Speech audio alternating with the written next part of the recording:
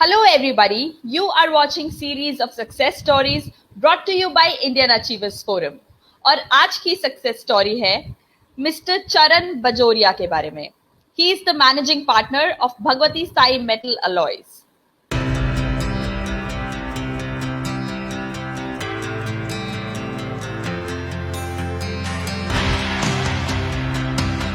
Indian Achievers Forum is driven by a full-fledged advisory board.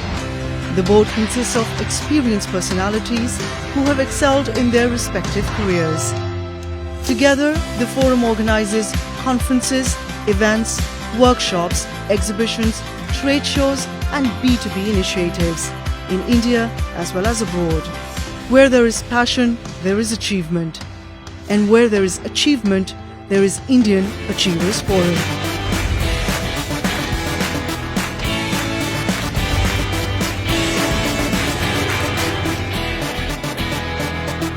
Hello mister Bajoria, कैसे हैं आप?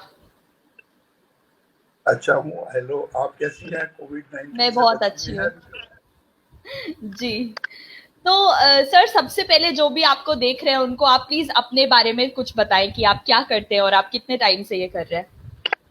मैं चरण Bajoria, Guwahati, Assam north east region में एक स्टेट है, वहाँ रहता हूँ. अपनी एक इंडस्ट्री यहाँ पे लगा के रखी है, भगवती साई मेटल एलॉयज के नाम से. हम लोग एल्युमिनियम एक्सट्रूशन का काम करते हैं इसमें. और हमारी इंडस्ट्री की एक खासियत जो है कि इंडिया के अंदर में बहुत कम ऐसे प्लांट है जो प्राइमरी 100% प्राइमरी मेटल से एक्सट्रूड करते हैं. भगवान की कृपा से हम भी उसी में से एक है जी. तो सर, आपके दिमाग में ये आइडिया कैसे आया कि आप ये कुछ नया स्टार्ट करें, क्योंकि बहुत सारे लोग इंडिया में स्पेशली ये नहीं कर रहे हैं. तो आपके दिमाग में ये आइडिया कैसे आया इसको स्टार्ट करने का? एक्चुअली मेरी बचपन से एक इच्छा थी फैक्ट्री लाइन में जाने की. बेसिकली मेरा करियर जो है प्राइवेट सर्विस और उसके बाद में ट्रेडिंग से शुरू हुआ था. लेकिन एक इच्छा बचपन से थी, जब भी कभी मौका मिलता था किसी फैक्ट्री को देखने का तो मैं देखता था और सोचता था कि मेरी भी अपनी एक फैक्ट्री हो कभी.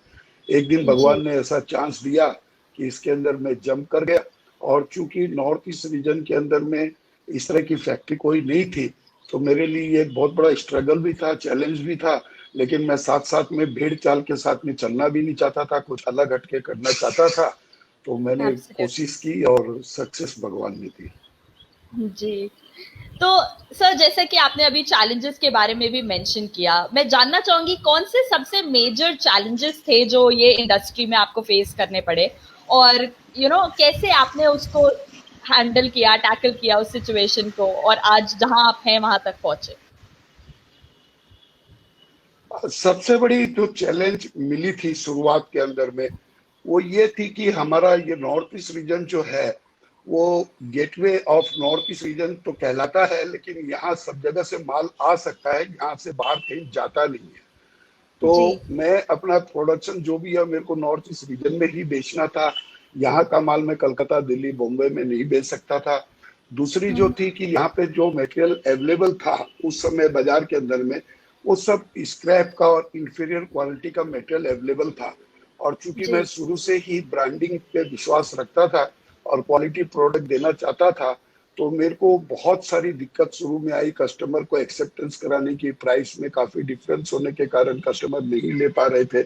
और इस तरह की मेनली मार्केटिंग के अंदर में और सबसे बड़ी प्रॉब्लम आई थी कि ये फैक्ट्री चूंकि अपने आप में एक इकलौती फैक्ट्री थी, तो इसके कंज्यूमल से लेके वर्क फोर्स तक कुछ भी यहाँ अवेलेबल नहीं था. सब मेरे को बाहर से अरेंज करना पड़ता था. जी. तो अभी सर, अभी वो सब प्रॉब्लम्स, आप सिचुएशन को हैंडल कर चुके हैं और अभी स्मूथ चल रहा है आपका बिजनेस?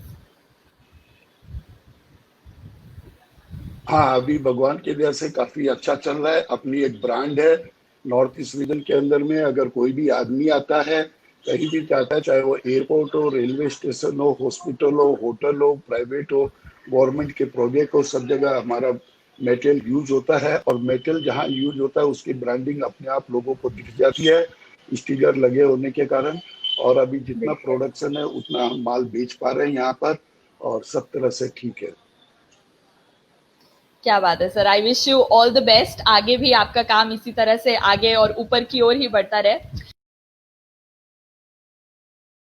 सर ऑल्सो हमने पास्ट की बात कर ली कि आपको कौन थैंक से यू। चैलेंजेस फेस करने पड़े, लेकिन अगर हम फ्यूचर की बात करें तो आगे आप मार्केट में कैसा राइज देखते हैं, क्या आगे आपका फ्यूचर प्लान्स है?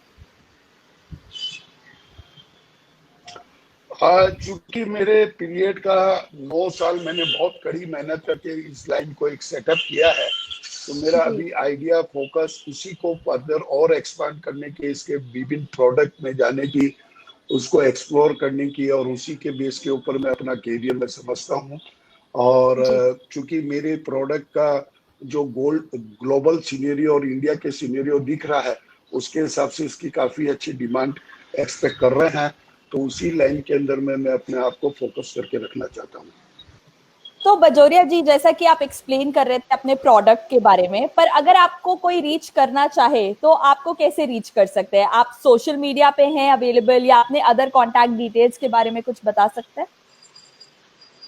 बेसिकली सोशल मीडिया मतलब इंस्टाग्राम, ट्विटर, फेसबुक, ये सब में तो मैं जी नहीं हूँ, लेकिन गूगल में अगर सर्च करते हैं, या हमारा अपना एक नेटवर्क है नॉर्थ ईस्ट रीजन के अंदर में, डिस्ट्रीब्यूशन नेटवर्क है और हमारी वेबसाइट है, तो उसके जरिए जनरली लोग हमें कांटेक्ट करते हैं और जी हम उनको सेवा दे पाते हैं। आज तक कोई और शिकायत ऐसी आई नहीं कि हमें और कोई दूसरे कांटेक्ट करने की जरूरत है, मीडिया में जाने की जरूरत जी, बहुत अच्छे। जी बजोरिया जी, एक चीज जो हम सभी जानना चाहते हैं वो है कि आपको जब इंडियन अचीवर्स अवार्ड्स मिला था तो आपको कैसा लगा, कैसी फीलिंग थी और आपने कैसे रिएक्ट किया उस पर? है। अच्छा लगा था, और अभी तक जो काम किया है उसके फलस्वरूप इस बार भी मिला है, और पिछले साल भी मुझे दिल्ली के अंदर में डॉक्टर सुब्रमण्यम स्वामी और मनोज तिवारी जी के हाथ से आपके फोरम के द्वारा अवार्ड मिला था। तो जितनी मेहनत की है उसका जब अवार्ड मिलता है तो एक प्रेरणा और अंदर में आती है कि और मेहनत करना है, और आगे बढ़ना है, और नाम कमाना जी है, ख्याति प्राप्त करना है। बिल्कुल। और मुझे लगता है सर आप बिल्कुल डिजर्विंग हैं, आने वाले और सालों में भी आपको ऐसे ही नई अचीवमेंट्स मिले, इसी की कामना करते हैं हम। आमीन। जब हम आपके सोशल कंट्रीब्यूशन की अगर हम बात करें बजोरिया जी, तो उसके बारे में राइट। हमें कुछ बताइए। सोशल कंट्रीब्यूशन के क्षेत्र के अंदर में सबसे पहला मेरा ध्यान रहता है कि मेरे जो वर्क फोर्स है, एम्प्लॉइज है, उनको जो काम के अलावा जो पेमेंट तो सभी देते हैं, लेकिन अगर उनकी छोटी मोटी प्रॉब्लम या मेरी इच्छा रहती है कि उनको कुछ न कुछ बहाने से इस तरह से दिया जाए कि उनके घर के अंदर में भी उनका अपलिफ्ट हो सके, तो जी मेनली आउट ऑफ सैलरी और जो उनके पर्क्स है उसके अलावा कुछ न कुछ मेरी हमेशा इच्छा रहती है, कोशिश रहती है कि उनको कुछ न कुछ मिलता रहे। उसके अलावा जैसे फ्लड हमारे आसाम के अंदर में हर साल फ्लड आता है, ये जी कंपल्सरी जी है, कई सालों का है, पता नहीं और भी कितने साल आएंगे। तो इसके अंदर में थोड़ा बहुत जो भी बन पाता है हम अपनी तरफ से चीफ मिनिस्टर के द्वारा या डायरेक्ट करते हैं। अभी कोविड-19 के अंदर में भी हमने थोड़ा बहुत किया था, एक बहुत छोटा सा कंट्रीब्यूशन किया था, लेकिन एक इच्छा रहती है कि कुछ न कुछ समाज के अपलिफ्टमेंट के बारे में भी करते रहें बोल के। बिल्कुल बिल्कुल। और कोई भी चैरिटी, जैसा कि हम जानते हैं बजोरिया जी, छोटी या बड़ी नहीं होती है, तो इम्पोर्टेंट ये है कि दूसरों के बारे में सोचे और सबको एक साथ लेके आगे और ऊपर की ओर बढ़े। सो थैंक यू अगेन आज हमारे साथ बातचीत करने के लिए। और इससे पहले कि हम आज का सेशन खत्म करें, हम जानना चाहेंगे अगर आप कोई मैसेज या कोई पीस ऑफ एडवाइस देना चाहेंगे उन सभी लोगों को जो आज आपको इस शो पर देख रहे हैं, तो वो क्या होगी? मैं ये चाहूंगा आज की नहीं आने वाली जनरेशन को अपनी तरफ से सलाह देने के लिए कि हमारे समय से आज के दिन के अंदर में टेक्नोलॉजी बहुत ज्यादा बढ़ चुकी है, बहुत ज्यादा चेंजेज आ चुका है। जो काम पहले हम लोगों को बहुत मेहनत और दिमाग लगा के करना पड़ता था, टेक्नोलॉजी के द्वारा बहुत इजी हो गया है। तो कुछ भी करें, लेकिन कुछ क्रिएटिव करें, कुछ नया करें, अपनी एक साख बनाए, अपनी एक ब्रांड बनाए, अपने प्रोडक्ट का ब्रांड बनाए, न कि सिर्फ बनाया, प्रॉफिट लिया और माल बेच दिया। बेचने के बिल्कुल हिसाब से नहीं, साथ में उसमें कुछ करंट आए, उस बनाने वाले, बेचने वाले, डील करने वाले आदमी का भी एक अपना ब्रांड बाजार में बने उसके प्रोडक्ट के साथ साथ। बिल्कुल। बहुत ही सही बात आपने कही है कि भेड़ चाल में ना शामिल होके कुछ ऐसा करें जिससे आप स्टैंड आउट भी करें और साथ साथ एक इंस्पिरेशन भी बने लोगों के लिए. So thank you so much, Mr. Charan Bajoria, for talking to us today. You are truly an achiever. और मैं यही कामना करूंगी कि आने वाली आपकी सभी प्रोजेक्ट्स बहुत ही ज्यादा सक्सेसफुल हों और आप हम सभी को प्रेरित करते रहें अपनी नई उपलब्धियों से. Thank you very much. आपकी शुभकामनाएं हमें जरूर और आगे मेहनत करके अपने लक्ष्य को प्राप्त करने के लिए प्रेरित करेगी. आपका बहुत बहुत धन्यवाद. शुक्रिया.